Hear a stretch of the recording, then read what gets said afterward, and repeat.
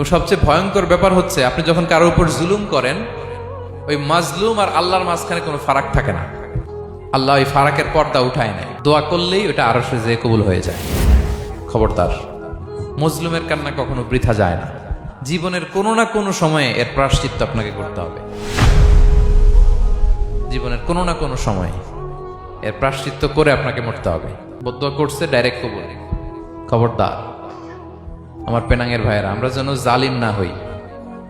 In it's any form, operation in it's any form, যেই কোনো ভাবে, যেই কোনো ক্ষেত্রে, যেই কোনো ধরনের হইতে পারে জুলুম। কাউকে আপনি ছোট্ট কোনো কাজে ঠকালেন, বন্টন নীতিতে ঠকালেন, হ্যাঁ, জমি মেরে দিয়ে ঠকালেন, আমানত মেরে দিয়ে ঠকালেন, ইন ইটস এনি ফর্ম যদি জুলুম করে থাকেন, খবরদার, মজলুমের কান্না কখনো বৃথা যায় না।